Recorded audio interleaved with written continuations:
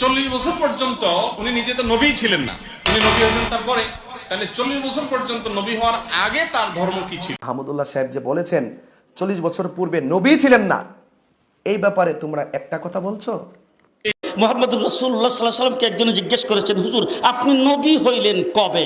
রাসূল বলেছেন, কুনতু নাবিয়্যান ওয়াল আদামু বাইনাল মা'i ওয়াত তিন। আমি তখনও নবী ছিলাম যখন আদম আলাইহিস সালাম পানি আর মাটিতে মিশ্রিত অবস্থায় ছিল। জিবরাইল আমিন এসে একদিন রাসূলকে জিজ্ঞেস করতেছেন, হুজুর আপনার বয়স কত? রাসূলুল্লাহ সাল্লাল্লাহু আলাইহি সাল্লাম জিবরাইলকে জিজ্ঞেস করতেছে, জিবরাইল আমার বয়স পরে বলবো, আগে বলো তোমার বয়স কত? কিছু আছে কিছু, আগে বলো তোমার বয়স কত? জিবরাইল আমিন, হুজুর আমার ডেট অফ বার্থ জানা নাই। বুঝেন নাই উদাহরণ?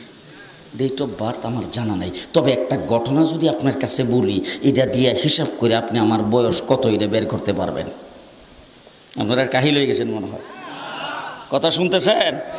জিবরাইল বলতে হুজুর একটা ঘটনা বললে আপনি হিসাব করে তারপর আমার বয়সটা বের করতে পারবেন। যখন এই কথা বলছেন রাসূল বলে, কি ঘটনা? বল, হুজুর আমাকে যখন আল্লাহ সৃষ্টি করেছেন তখন আমি আরশের নিকটে দেখতাম একটা তারা উঠতো, একবার উঠলে 70,000 বছর থাকতো।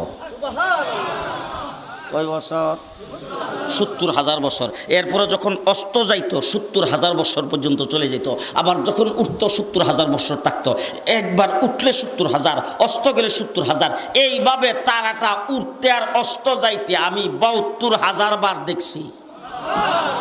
হুজুর এখন হিসাব করে আমার বয়সটা কত এটা আপনি বের করে নেন। রাসূলুল্লাহ সাল্লাল্লাহু আলাইহি সাল্লাম বলেন, হিসাব করার জন্য তো ক্যালকুলেটর মেশিন লাগবে, সেই মেশিনটা তো এখন নাই, হিসাবটা পরে করব, আগে বলো দেখি তারাটার নাম কি, কোথায় থেকে আসতো, এটার পরিচয় কি? জিবরাইল আমিন বলেন, হুজুর এই সম্পর্কে আমি কিছুই জানি না। আল্লাহর নবী বলেন, আমার কাছ থেকে জেনে নাও, যেই তারাটারে তুমি উঠতে দেখতা অস্ত যাইতে দেখতা সেই তারাটাই ছিলাম আমি। এখন তুমি হিসাব করে বের করো আমার বয়স কত।